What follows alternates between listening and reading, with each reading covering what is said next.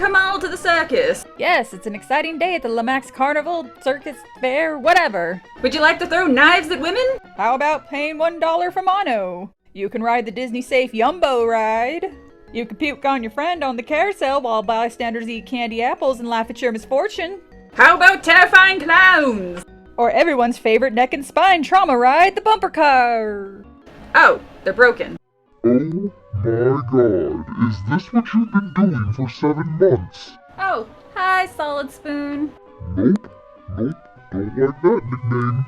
Have you done nothing but play with your little carnival this whole time? Not the only thing. I might have been drinking. You said you were going to help me go back to my normal self. Have you tried cocaine? How would that help? I don't know, I just thought it'd be funny. I have an idea. How about you get off your ass and do something? Ugh, fine. There's just something I need to do first. Fucking spoil sport.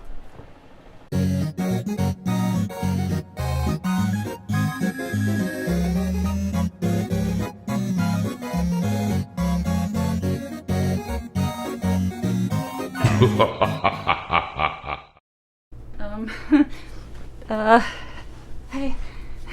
Hey guys. It's been a long time, hasn't it? What, did I get stuck in traffic? Am I right?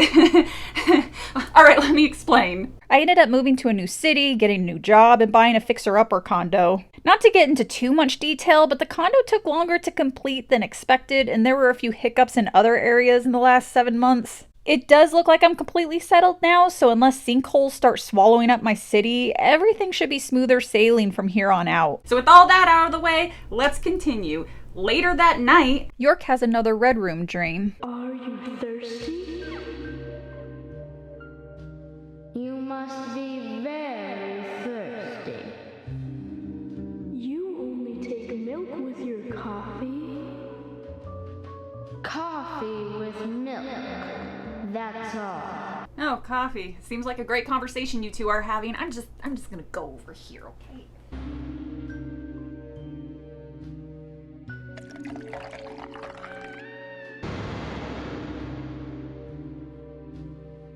Who are you? My name is Becky. York realizes there's a door behind the angels and goes to investigate.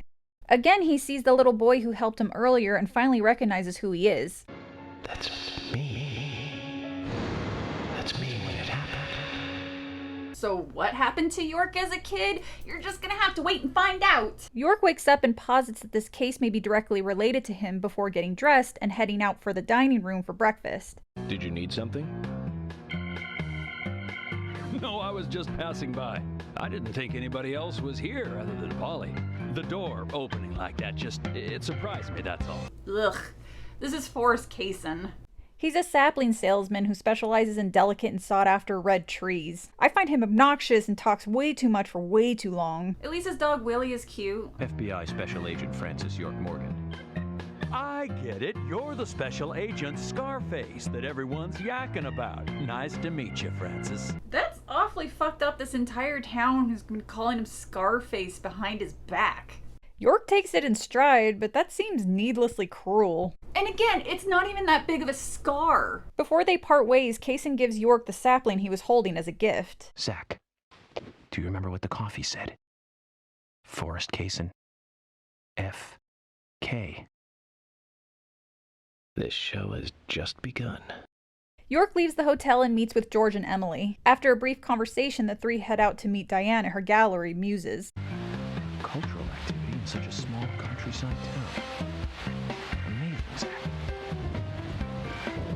After a bit more bickering between Emily and York about whether or not Emily dislikes Diane, they finally make it outside of town where the gallery stands. Once again, York asks the two to stay outside while he goes in alone to talk to Diane. The gallery seems empty, so York decides to look around. As he does, he sees Olivia come out of one of the rooms crying. Hello, Olivia. Do you like art?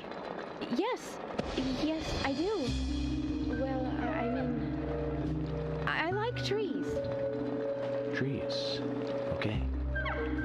Ah, but I see because these are all tree paintings. Do you come here often then? Well, no. Just sometimes. I'm sorry, I really need to get back to the diner. Zach, she was lying about something. She said trees, not paintings of trees. She doesn't need to come here to see trees. There's tons of trees outside. Stop saying trees, York. Trees, trees, trees, trees, trees, trees, trees, trees, trees, trees. York watches her leave, then notices she dropped a note and a key. Oh, well, that's awfully convenient. He uses the key to gain access to the main part of the gallery and overhears an argument between Carol and Diane before Carol storms off, almost running into York as she leaves. So there's no way you could have been at the scene of the crime. That's right. I was drinking at the bar with Nick until early morning. I'm sure if you ask him about it, he'll say the same. Diane makes it clear she's promiscuous, Which really isn't an issue, mind you. but because of this, she's not really liked by any of the women in town. If I may be so bold, who was the lucky man? Oh, I sleep with anyone I wish. Anyone I prefer to sleep with. I guess she had her eye on one of them, but I don't know who it was exactly. I could sleep with you, if you like. Wow, that is direct. I like her. I'll be frank. Right now, you are not a suspect. If you want to remain in the clear, just watch yourself from now on. Oh, you don't know, do you? Artists and art lovers, we love a good thrill. Since Diane said she was with Nick the night of the murder, York tells Emily and George they need to confirm her story with Nick. That's Kaysen. Looks like the show has just begun, and it has an all-star cast. Emily, were you waiting outside for me? Should I have gone inside and started the 20 questions? Well, that would have been fine with me. Shall we get something to eat then? Someone should teach you how to be more considerate. While they wait for their order, Harry and Michael show up again. Mrs. Olivia Cormack, I am here for Mr. Stewart's lunch. If it is ready, I'd thank you a bunch. Did you really have to drag him down to the diner, Michael? It seemed like it'd be easier to leave him at his mansion and bring him the food, but you know, I guess millionaires need walkies too. Here you go. The usual. 1 turkey, strawberry jam, and cereal sandwich. Oh, they're both stoned. Well, that rhyming makes a little more sense now. Mr. Francis York Morgan, you should try this wonderful lunch. It's more than a delicious, tasty crunch. So says Mr. Stewart. No, that's fine. I've just ordered my own lunch. Mr. Francis York Morgan, that is, Mr. Stewart's order is delicious, I should mention. Eat my sandwich! Oh my god, they've been talking about the sandwich for like 5 minutes.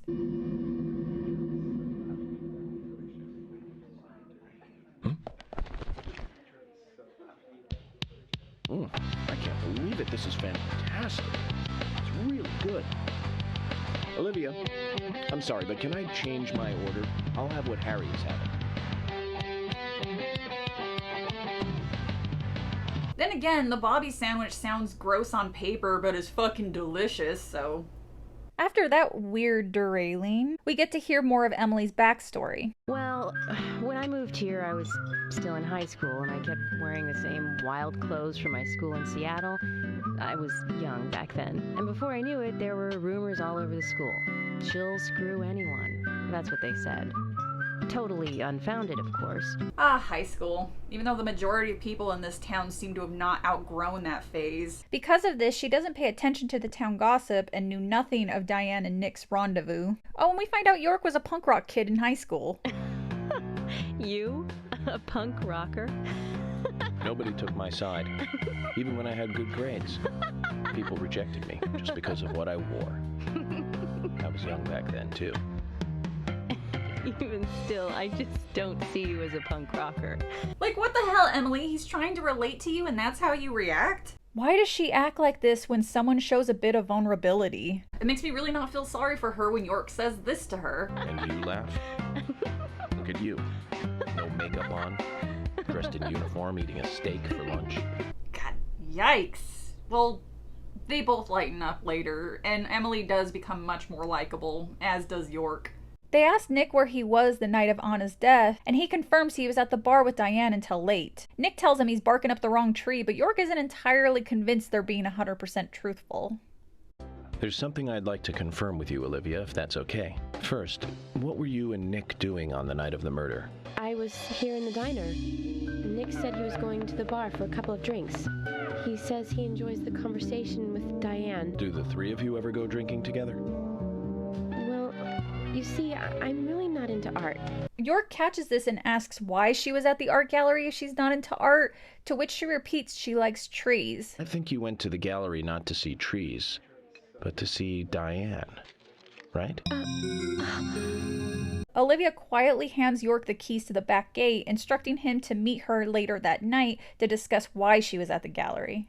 If you go back to the station at this point, you can actually eat with George, Thomas, and Emily, where they do nothing but talk shit about Emily's cooking. It's like everybody hates each other in this town. The player can walk around and kill time, explore the town, burst into people's houses, and upgrade their car and weapon. You can also go to Anna's house and talk to her mother, where you find out Sally was at a friend's house the night of Anna's murder. And then she dances with Anna's dress. God, that's so sad. She does look like a goddess. Sally was right. She sure is pretty. That smile would make any man turn to butter. Totally. Completing the side quest gains you access to Anna's room, where you see Anna has a blurred picture of a topless chick hanging in her room, which... I'm actually kind of surprised that made it into the final game, blurred or not. I approve, though. No judgment, by the way. I have pictures of boobs in almost every room of my house. She was at an age that craves excitement.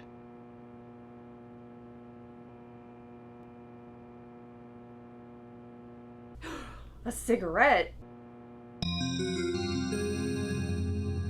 The first time he used it on me, it was so amazing, so exhilarating. He doesn't let anything slip. I'm really worried about Becky. Delivery man Q won't be able to protect Becky. Zach, this could be more interesting than I thought. More interesting than a murder victim being crucified on a tree and worshipped like a goddess? What other cases have you done, York, where this isn't considered interesting? There's also a side quest where you can get Becky, Anna's best friend, to open up and admit delivery man Q, their drug dealer, is Quint, her boyfriend. Quint says he didn't want to run drugs, but did it for Becky, to which Becky returns an engagement ring Quint bought her with the proceeds of the drug running. Why would I arrest an innocent youth such as yourself?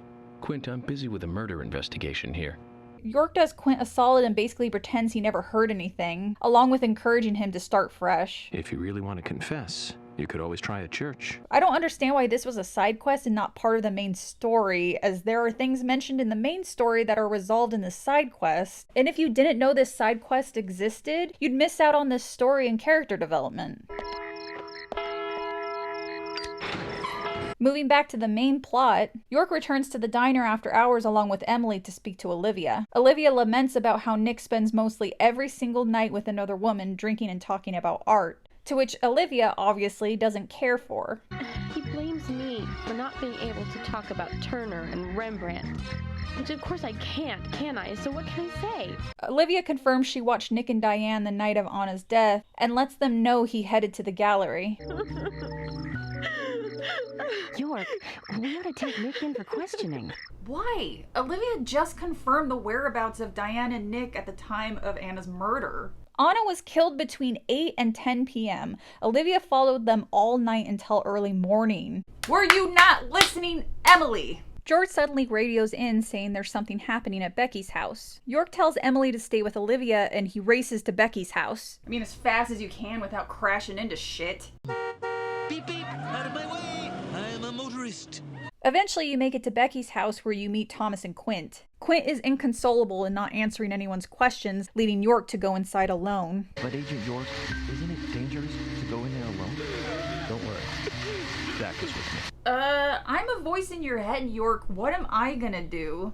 Zach, let me smoke one first. I need to clear my head so I can take everything in. Sure. Take your time, York. I mean, Becky could be getting murdered at this very moment. Just go ahead and you have your little smoke. York finally decides to maybe go and investigate this little possible homicide, and once he enters, he's immediately pulled back into the red world. Wait, where the hell did you come from? I'm pretty sure he would have seen you in this tiny room.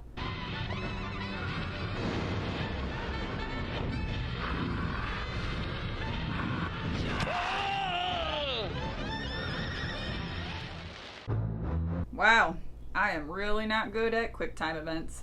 After you actually evade the raincoat killer, he runs off again, leaving York to investigate the area. He finds a bedroom where red velvet is strewn across the bed, the same type of fabric found at the location Anna was killed. Things are not looking good for Beckers. You know, York, you're looking kind of funky. Maybe we should get you a change of clothes. Oh man, just as I thought. It's dirty. Let's get it clean. So, when do I get my clothes back? Well, anyway, York needs to find 3 clues to profile exactly what happened here. The clues this time are a reverse peace sign again, red seeds again, and a bloody camisole. Pfft, ha! Idiot. Only dumb, stupid, dumb bitches run directly into a fire right in front of them.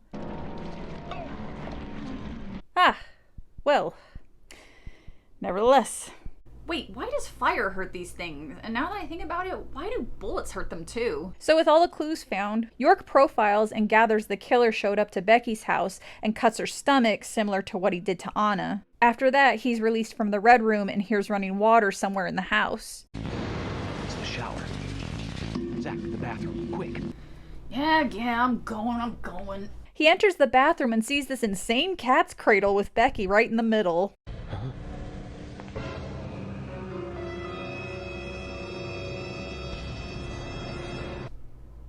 Oh, don't look at me. I didn't put that old music sting there. Kinda kills the whole shock factor, doesn't it? York turns off the water, which wakes her up, but not before he has a smoke. Zach, she's still alive. You mean you didn't check? Who did this? Who was it, Becky? Becky tries to talk, but it's pretty clear her tongue was removed by the killer. Just then, George, Thomas, and Emily burst onto the scene. Thomas, cut that wire. No! We must get her to the hospital immediately. What are you doing? Get out of the way! I'll do it! No, don't! Instead of, oh, I don't know, stopping George from very slowly cutting the wire since it's obvious that's something Becky does not want him to do, everyone just stands around as George triggers a trap, snapping Becky's neck.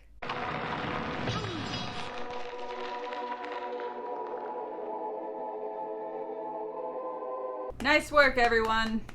2 thumbs up. York has a vision of Anna visiting her friend in her last moments alive, before Becky coughs up a key to her safe and red seeds before she finally dies.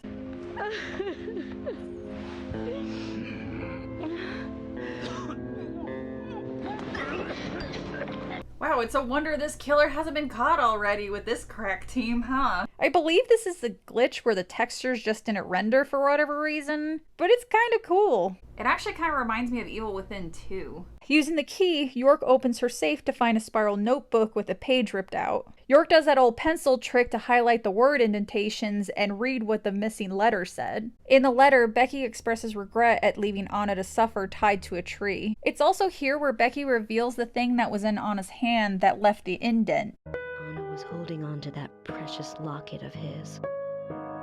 He couldn't remove it from her hand, even though she was dead. But she let go of it from me, though. It was like she gave it to me. She gave it to the twins to deliver to her sister along with the broken stiletto. So Becky is Miss Stiletto Heel. Oh, that's one mystery solved. Emily, who might this sister be that Becky was referring to here? That would be Diane. Didn't you know Diane and Becky were sisters? Why would he know that, Emily? Nobody has told him. Why does everybody in this town think he knows everything about said town? You should have known, Zach. We're all family. York goes to visit Keith and Lily, Isaac and Isaiah's parents, just in case you forgot, to ask about Becky's temperament during the time Anna was killed. When did Becky stop coming to work? I think it was like from the day Anna was killed, man. Yeah, that's right. She was totally depressed about something. Gee, I wonder what Becky was so depressed about. It's a fucking mystery, Keith. York asks Lily about the secret, to which Lily recalls the boys having a small box they said was important. With information from Lily where the kids are, Emily and York head to the community center. According to Lily, Isaac and Isaiah should be here. Then let's go and find them. Oh, they're literally right behind us. Wow, that is some amazing detective work, guys. I hear you're teaching Willie to do tricks. What's your secret? It's easy. Really simple. If he does it right, we give him a treat. A cookie if he does it right. He he gets it wrong, we burn him with a cigarette because we're really weird children. York asks the twins about the secret, I think. The dialogue is kind of drowned out by the soundtrack. Could you perhaps tell me her special secret of Becky? After some convincing, the boys reveal they gave the box to Diane and lock it to Carol. This is all starting to sound a little like Alice in Wonderland. Which makes you Humpty Dumpty. Those are two different stories, York! Zach, I hope Emily doesn't end up as a forest goddess too. After a bit more banter, the team regroups to the conference room at the station. York devises a plan to stake out the bar, where Diane and Nick meet every night, while George stakes out the gallery and makes sure Diane makes it to the bar, while Emily will follow Nick to make sure he also heads there. Finally, Thomas will already be at the bar to watch them from a distance. Since his sister owns the bar, it won't be suspicious he's there. Since I have some time to kill, I should probably get gas, and hell, why not a car wash? There, all done. Wait, that's it? I paid $14.99 for that. She better hope I don't see her in the street. I'll run her cowboy ass down. Alright, I guess I'll head to the bar. I need alcohol! York picks up Emily, who lets him know Nick hasn't moved from the bar. A few hours later. York, Nick is leaving the bar. What about Diane? She isn't here tonight. Emily radios George, who says Diane hasn't left the gallery. Stay put, George. I'm thinking Nick will head to the gallery. Let's meet up there. Nick leaves the bar, Thomas hops into the cruiser with York and Emily, and the three tail Nick. As they reach a sharp turn in the road, a large truck makes a wide turn into their lane. We'd all have halos by now if I was driving. I think someone's putting a curse on all the cars I drive recently. Yeah, the game designers. But you can't blame them on the first one there, York. That was all you. After they regain their composure, they continue on their journey. Is Nick here? George? No, he hasn't showed up here. What about Diane? Any movement? No action here at all. Zach, Nick and Diane are probably both inside. George, you're sure you didn't see Nick? Positive. I haven't taken my eyes from the entrance all night. Not that I don't trust you, George, but I'm positive Nick is here. Is there another entrance? The four look around for another possible entrance, and by look around, I mean just stand there while in the red world. This is kind of odd since the other three don't come in contact with the shadows. They're just kind of standing in the front and the shadows don't go anywhere near them. Yet. Anyway.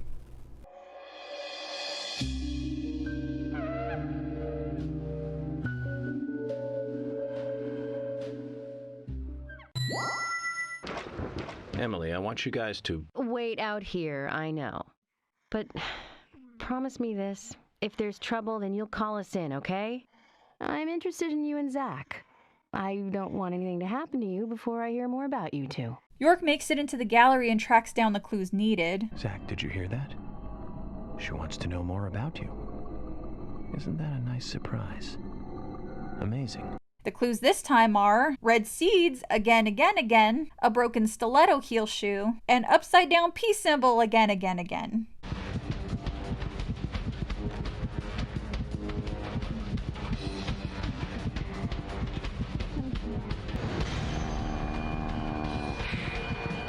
Yeah, she's definitely the creepiest shadow in this game. Ugh. Also, look how rad this tree is. I know it's basically the same one you find in the old factory, but it's still cool. Oh, gross, look, it's moving!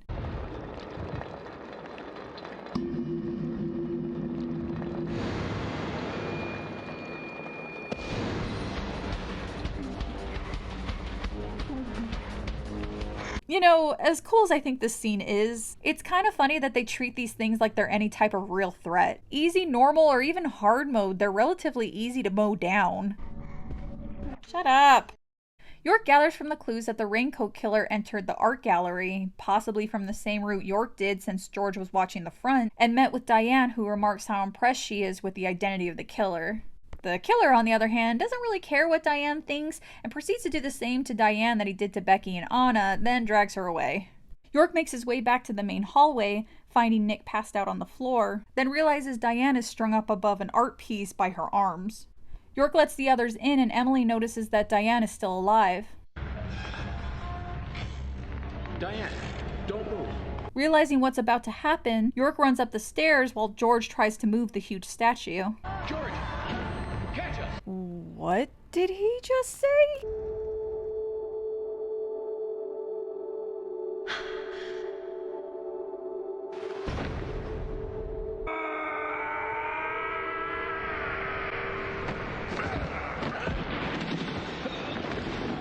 Thomas, call an ambulance. What? You know, I heard in Canada they're just called wee-oo-wee-oo-wee-oos. No, ask one of your Canadian friends. They won't look at you like you're a complete asshole. Why does he look so confused at the idea of calling an ambulance? George?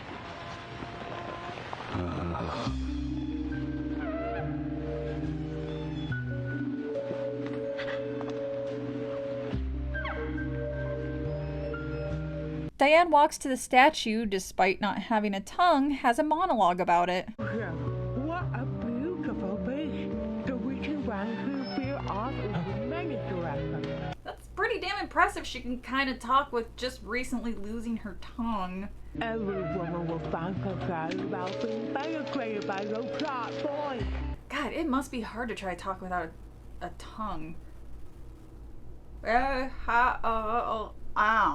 Nick wakes up and tries to approach Diane before being stopped by George. Nick shoves George, who falls against the art piece, and... Diane, no! Move!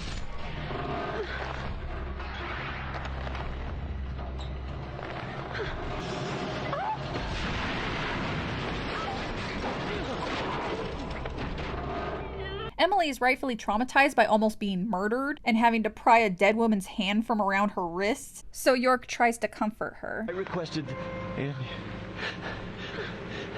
Thomas will need a body bag too. Jeez, guys, I leave for 5 minutes and I come back and Diane's paste. Next time, everybody sits on their hands until I come back. While everyone stands around, seemingly not knowing what to do, they all hear faint banging noises coming from somewhere in the gallery. Willie shows up and leads York to Kaysen, who's locked in yet another secret room. York, is that you? Thank God. I can't get this door open. Can you unlock it from your side?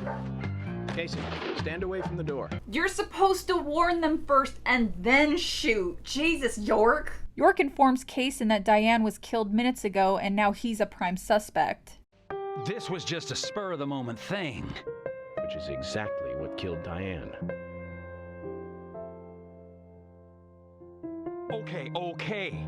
I came here to be with Diane. You happy now? Ew.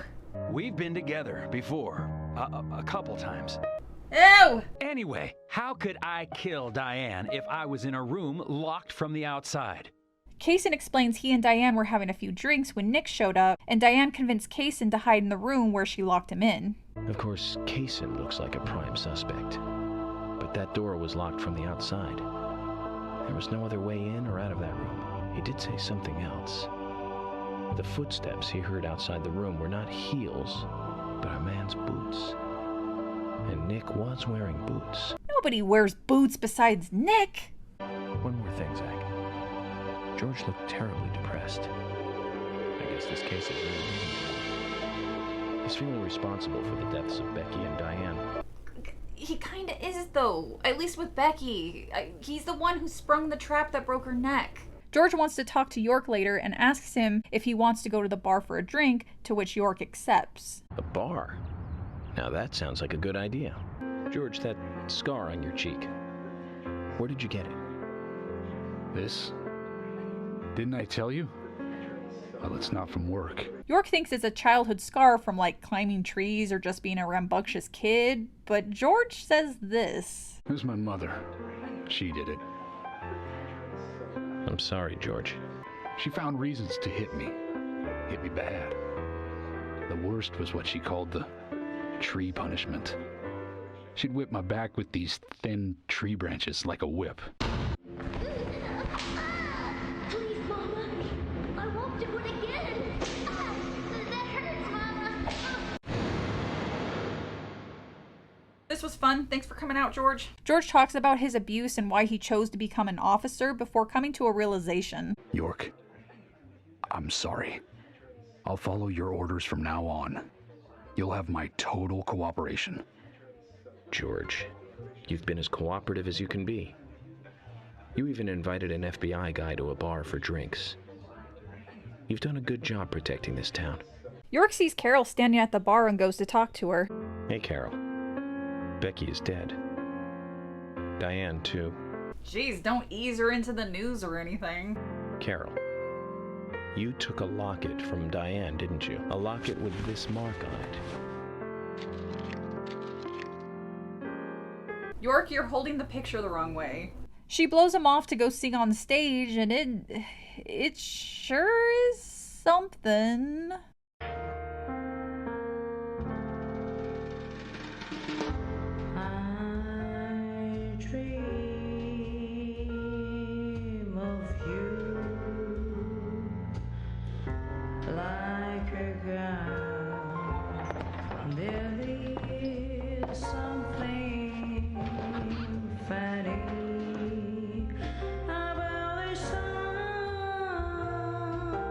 She sounds drunk. It sounds like she's doing that thing where you only kind of know a song, so you just sing gibberish. Dreaming of a day with me. George and York look equally impressed. Oh, and the song ends and she clonks off the stage.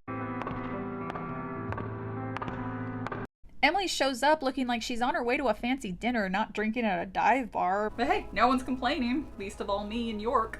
Sack. Emily is already a goddess of the forest. George doesn't seem all that happy York invited Emily without telling him, which I can kind of understand, especially with the subject matter they were talking about, and calls it a night. I think George likes you, but he's avoiding you all at the same time. Okay. He did ask me out when I first came to town. I was still in high school. He was macking on her when she was in high school? But I never really considered him my type. And there's the age gap thing, too. I respect him, of course. Personally, I don't have a problem with an age gap in dating, even a considerable one, if they're both consenting adults. And Emily does